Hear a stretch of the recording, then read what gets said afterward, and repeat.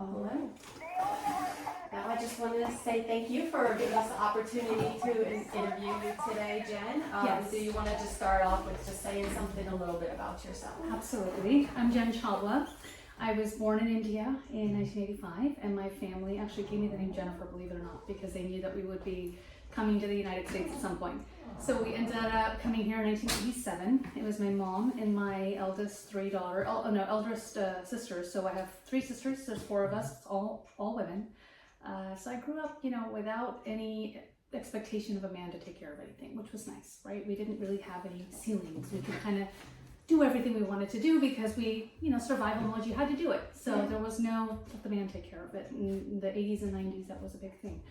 So my mom worked full time. My eldest sister had to forego college. And basically, long story short, after a lot of trial tribulation, short stint on welfare, working behind a cash register since I was 7 years old, family businesses, I was the first in my family to go to a 4-year university on both scholarship and financial aid. So we were very excited about all of that. My eldest sister actually ended up going to college in her 40s and getting her bachelor's and her master's, which was very exciting. Yes. So other than that, as we grew up, I think we moved about 15, 20 times. It was really hard to find a stable home. And we bought our first house in 2001 in Yuba City. Okay. So we ultimately landed in Yuba City. I went to Yuba City High School and I went to Bray Avenue. I was fortunate of my 3 sisters, because I'm the youngest, that I didn't have to move around to too many middle schools and high schools. I went to 5 different elementary schools, but middle schools and high schools I was single. So I was captain of my debate team, went to nationals, went to states. I was a debate nerd. That was my thing. I had a subscription to Time magazine when I was 13. It was just, I was always interested in politics, government. That was just always my thing. And I assumed one day maybe I'd be a senator or something, right? That was my dream. I graduated high school, went to UCSD for 8 years. Or I went to San Diego for 8 years, UCSD for 4 years. After that, I went to law school. I bought a condo in San Diego with my own money. I was very proud at 23. And it was during the recession, so it took a lot. It took a year to get it done, but I'm somebody who, once I put my mind to something, I make it happen. So that condo paid off in the long run, obviously. But no, after political science degree at UCSD, I went to law school. After working as a paralegal for a few years, I quit law school after a year when somebody asked me, what do you plan on doing after law school? And I said, honestly, I want to be in public service, like family law. And so, how are you going to pay back your loans? And it was that kind of light bulb moment where you're just like, oh, that's a very good question. So I completed that first full year, and I said, I'd rather have $60,000 to pay back than $240,000 to pay back. So, let's get out of here. What law school was it? It was Thomas Jefferson School of Law in San Diego. So I went to UCSD. I worked as a paralegal for 3 years, and then I tried law school. And then in 2011, I decided on a whim that, hey, I think I want to move back to Northern California because I grew up here. Mm-hmm. So I moved back to Sacramento in 2011. My uncle, who happened to be a special agent at the time, he's still a special agent, mentioned at a party that they were hiring. And I threw my resume in the pile. I didn't think much of it. I was working at UC Davis at the time. And within a couple months, they interviewed me, but it took a whole year. Background, polygraph, all that stuff. A year later, I was hired on at the FBI. So it was a very interesting, life direction. I didn't anticipate it going that way, but it worked out really well. And my life was entirely FBI for the 13 years that followed. I was FBI first and everything else second. That's kind of just how you have to do it. I quit the FBI because that mindset had to change based on the Trump administration, quite frankly. The first Trump administration was not like this. It was, it was more so that, yes, they were doing their own thing, but the FBI was still its own, law enforcement agency that was separate from the politics of government, as it should be.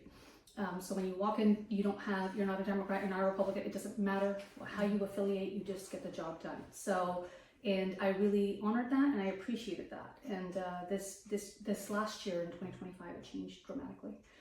To the point where they, canceling DEI, removing women's awards, removing protections for people of color and, women, minorities in general, removing cultural celebrations, like no more Arab month, no more Black History Month, no more anything month. You can't put pronouns in your signature line, harassing us with email after email after email. And I think the last straw was when I heard that the FBI had arrested a sitting judge in Wisconsin. And the judge was trying to protect an immigrant family from being deported. And they arrested the judge, and the judge was never charged, but that to me was like crossing a line almost. Like it's one thing for Customs and Border Patrol to do it, it's another thing for ICE to do it. Once FBI has taken that stand of arresting judges for what I think was the right thing to do, then that's not something I can sleep well with at night. So I decided to resign. I took a deferred resignation program. And by May, I had given my notice in April 2025, and I was out by May 2020, about 3 weeks later. And they paid me through September for the resignation program that Elon Musk started. And here we are. And then, in between, I had decided to run for city council in the summer. Right, okay. Well, I feel like you've already kind of had that in the back of your mind anyway, because there was, I believe, I saw mention on your website about how you've had to navigate the Hatch Act, so you were already thinking about it.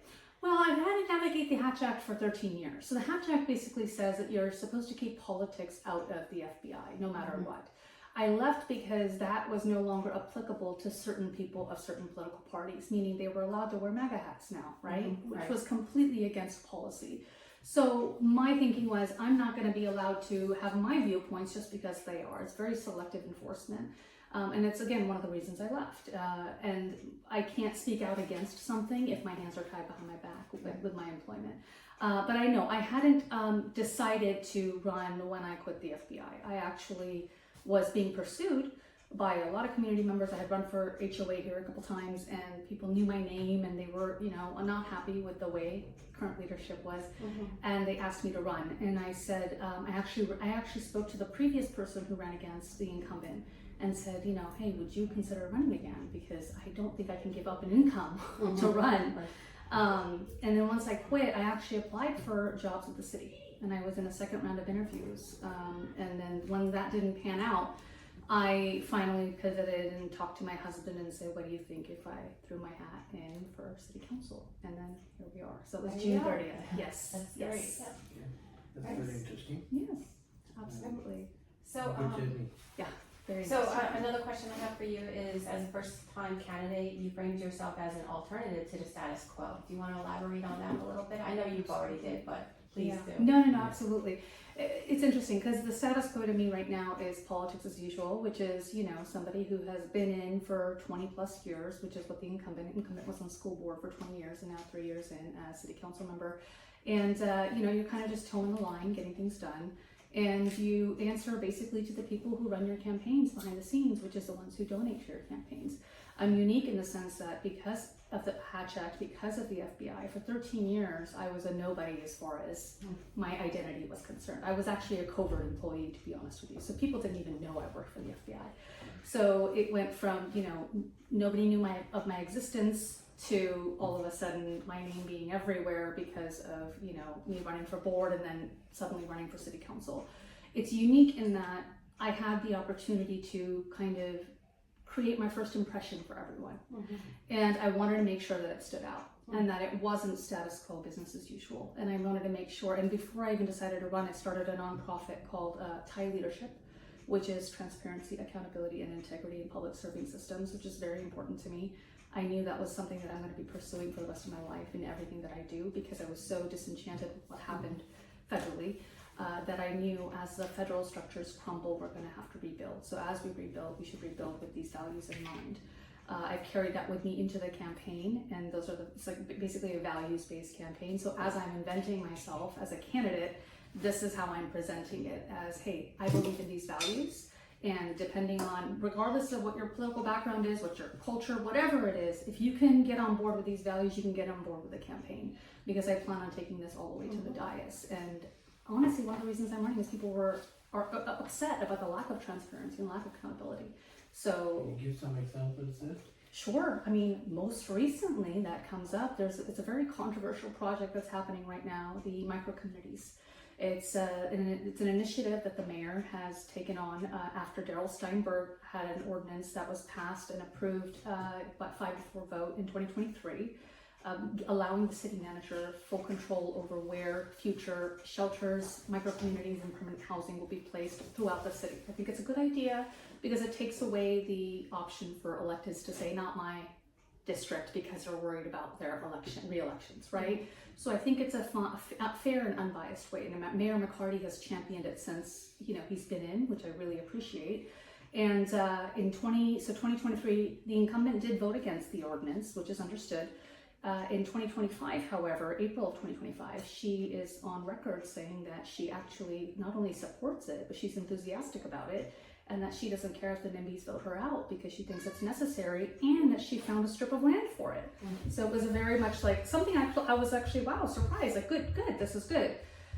However, she didn't discuss it with the community. So from April until September, nobody knew what was happening. And I wasn't even, I was still working for the FBI at the time. I was not a thing, I was not a person at the time, as far as candidacy was concerned.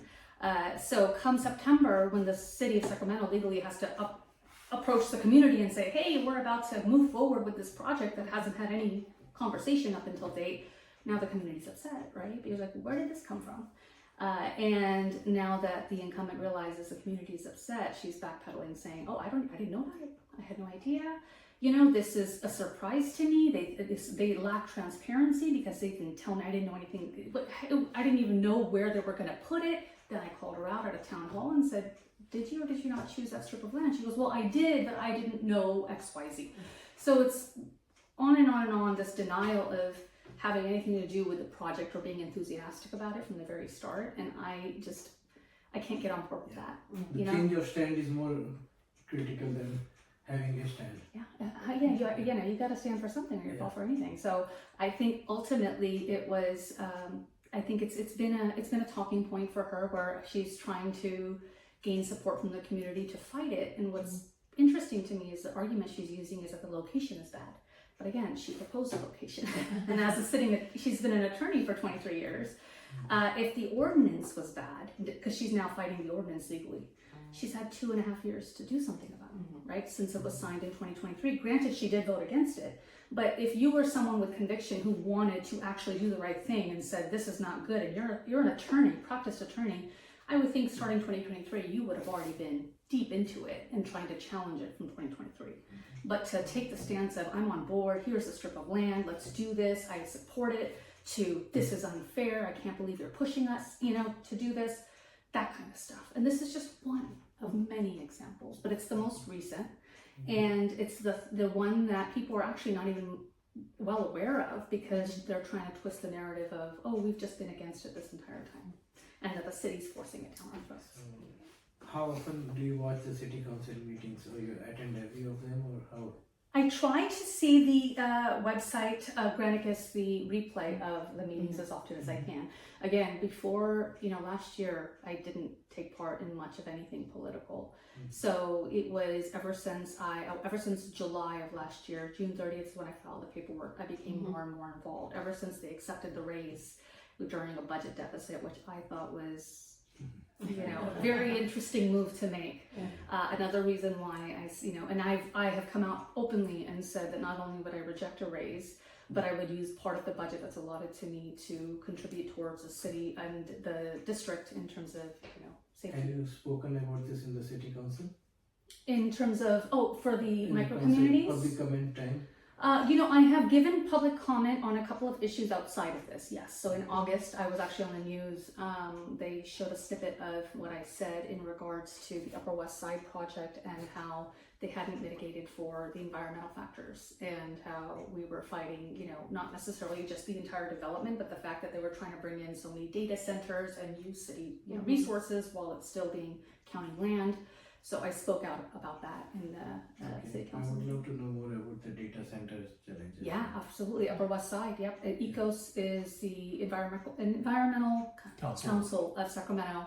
And former Mayor Heather Fargo is a big part of that, as well as Edith Thatcher and a few others who have been very, have spearheaded the entire movement against, the developers trying to come in and not mitigating for environmental factors that we should be mitigating for. So, we can't just sign away land without talking about it. Let's have negotiations, let's talk. And right now it's basically just being signed over to them without us really considering what the environmental factors and effects will be long term.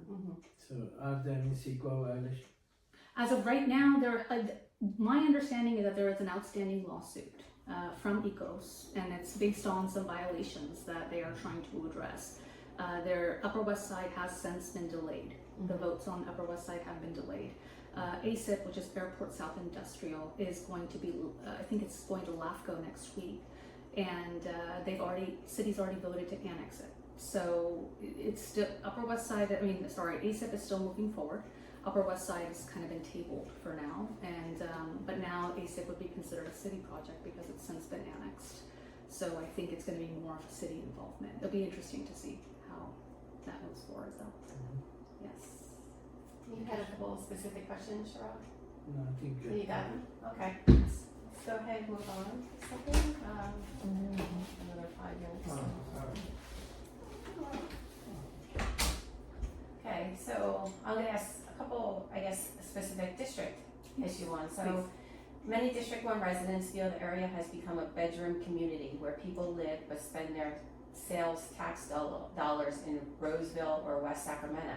Given your background and accountability, what specific economic incentives or zoning reforms would you champion to attract sustainable small businesses and high-wage jobs directly to the North Natomas corridor? I'm so glad you asked, because this is something I'm absolutely focused on. Here's the thing. I call it a commuter town is what it would eventually become, similar to what they said, right, a bedroom district. Yes. And that's what we're afraid of. And that's what I tell people. We have a very pivotal point in time where if we don't jump in and put in the right leadership that takes Natomas and Rolla in the right direction, then we will end up as a commuter town where people just stop over from the airport on their way to downtown, get gas, and move on. And yes, people who live here are only living here because there are rooms here, but there's nowhere else to go. So they go to the outside, to get what they need. I have since proposed multiple opportunities, not just for small business owners, but for ways to bring revenue into North Natomas and Rolla so that we can put money back into the community and grow it the way that we would love to see it grown and what was intended in the 2040 Natomas plan. Now, unfortunately, and the argument is the 2040 Natomas plan calls for a certain number of high-density residential and affordable housing, which is great. Nobody is arguing that we don't need affordable housing. However, the rate at which that has come to fruition is much faster than commercial development or small business development or community-oriented amenity development has been. And so it's imbalanced, right? So you can have all the affordable housing you want, but if you don't have things for people to do, then it becomes a problem. So my proposal has been any other high density residential that comes in should be complemented or come in with mixed use, which would mean at the very low, bottom floor would be commercial guaranteed, or that it is, the developer is told, hey, you're going to also have to build a commercial center within the area that's walking distance from the residences, because it's out of hand. Now, in terms of the lands and rezoning, not long ago, a parcel that was intended for community land was rezoned to residential. And although it's great that they're bringing affordable housing, low-income housing there, it's not necessarily close enough to enough, there's a CVS nearby and a dollar store nearby, right? But it's not enough for the density of housing that already exists over there. So if we're going to rezone parcels, we should be very mindful of how we're doing that. And I think we've given up a lot of valuable community and city-owned land already, and that we need to revisit this. Now, the micro community is coming into what is considered city land as parks, it's ag land, so intended for maybe a park. They're going to have to rezone it, but that's, it shouldn't be an issue to rezone it. However, we should have, that conversation should have come to the community, right? Like, hey, as we move forward, rezoning and proposing this land, let's have this conversation with the community, and that wasn't done. So absolutely, we need to rethink this entire thing. I've already proposed to a lot of the local business owners who've actually been, very enthusiastic about this campaign because they want to reinvest in their own community, which I think is wonderful. That's what we want, and they're looking for opportunities. And so the idea is, how do we get the empty land that's here sold at a market value or to be developed with local businesses in mind, or small businesses in mind, not necessarily huge chain those businesses. And I know that we have ways to do that. Now, in terms of bringing in revenue, I have proposed a cricket pitch of a minor league cricket pitch. So it would be built to specification of minor league, which would mean, so it's not a stadium for major league, but enough so you could have matches from people that are on teams from, all around the state, even around the country, and sometimes even internationally, come to play here. We don't have that. It'd be very unique for all of Northern California. It does not exist currently. In LA it does, but not here. I think there may be something in the Bay Area, but still not to the exact specification. North Natomas Regional Park is only 33% built out. The first amenity proposed on that plan is cricket. And the fact that it hasn't been even visited as an opportunity is what's baffling to me, because I actually pushed for it a few years ago, and they ended up running a cricket pitch in North Lake Park, which hasn't been suitable because one, we don't have any parking, and two, they don't allow actual real matches with leather balls there because it's too dangerous with the residences nearby. So you need a proper sports field, and that's what North Natomas Regional Park can offer. It's already zoned for it. So that's going to be a revenue generating amenity that we can bring in, and that would help us bring in whatever else that we need, like a town center or community center, amenities that we can, help our residents. So thinking outside the box is necessary. Right. Thank you. Yes. Thank you for that.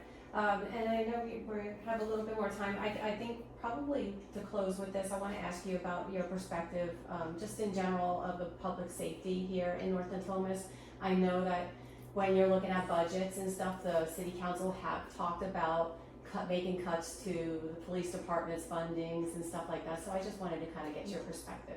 So the budget is interesting. In my last 3 years at the FBI, I managed 3 different programs, and because I was a civilian employee, so I'm not a special agent, I wasn't armed, but as a supervisory investigative specialist, I had a lot of responsibilities in terms of running people in the field, but also on the back end managing finances. So I was running 3 different programs, $1 million programs. And what I found is oftentimes it's not a lack of money problem, it's a misallocation, misappropriation problem.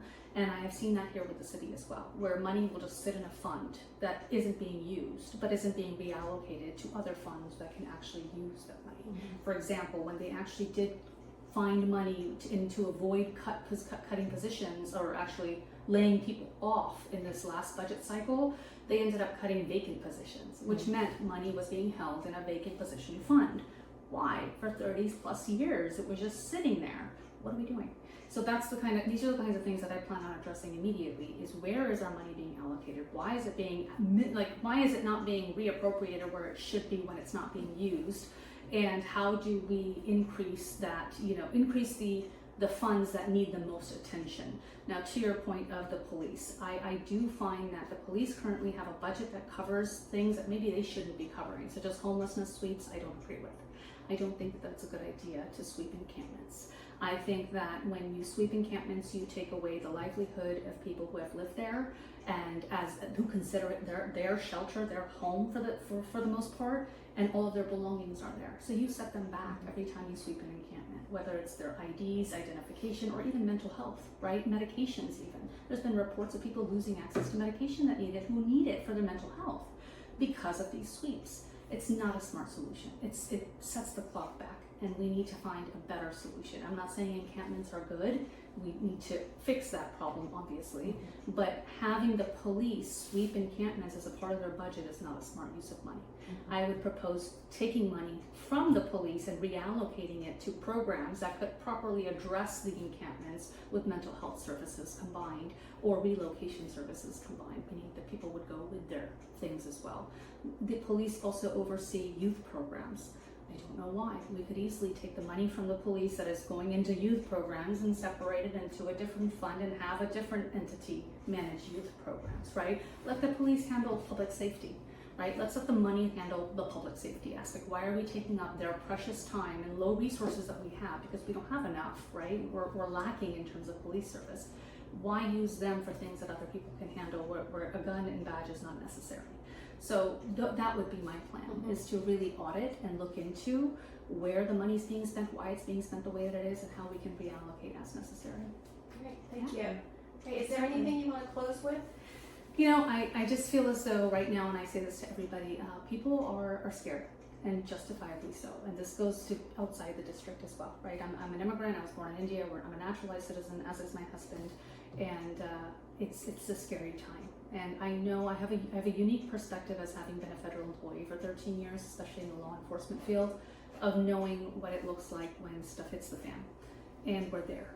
And right now, people really need someone that they can relate to, that can understand where they're coming from, especially in a district like ours. It's 65% minority, and a lot of them being naturalized citizens, and are just scared to know what's going to happen next. And they are looking for someone who can reassure them of, hey, not only do I know where you're coming from, I know where you are because I'm there too, so I can relate to you. And that's why our campaign has taken off and our movement is so strong, because people see themselves in me, I think. And there's compassion and empathy, and I think that they're eager to take part in whatever movement that we have created to bring positive change locally, so that we can rebuild our political structure as we see fit, with transparency, accountability, and integrity. Thank you. Well, we will be tracking your campaign, and we love the opportunity to come back and interview you again. Yes, please, Right. absolutely. I really appreciate you coming all this way. Thank you. Did you have anything else? Well, I was thinking about how many opponents are there for this position, and how do you plan to structure your campaign? So there are 2 other opponents that have come up on the website that I've seen. As of funding, one does not have any reported. The other one had, I think, $4,000 at the beginning of the year. Now, we raised $100,000 in the first 5 months of our campaign, which is actually unprecedented for a first-time city council candidate without any, backing. And I didn't even have a campaign manager at the time. So I think as far as competitive candidates, it's really just me in the field. And, I think that the other 2 candidates are, I'm not sure what their plan is, but as far as visibility and people knowing about who's where, at least, the incumbent and I are the only ones that are actually being seen as the candidates in the race. And how do you plan to spend that $100,000 so that? Oh, we're already spending away. And I will say this, and I'm very unique in that, and my consultants get mad at me because they're like, Jen, you can't spend money on events and whatnot. And I said, you know what, this money came from the community and I want to give it back to the community, right? So I would sooner put money into events like Holi, where I can get people together for unity purposes and strengthen our community, than spend it on a bunch more yard signs. You know what I mean? Like, yes, we need those too, but let's raise more money instead of being cheap about it. I like that. Yeah, 100%. It's their money. We should be giving it back, just like tax So we dollars. all these events back. Yes, yeah. That's the whole point of it. It's a free event. We had a lot of people registered. 128 tickets were reserved plus their guests, which came up to 400 and some people. So we don't know how many people will be there. The sun is shining, which I'm excited about. Right. But we have 35 volunteers. You know what I mean? And these are volunteers that just organically rose up and said we want to help, with zero incentive or money attached, which again speaks to the movement and the campaign. Right. Yeah. Yes. All right. Thank you. Of course. All right. I owe you a speaker, and I will get it for you.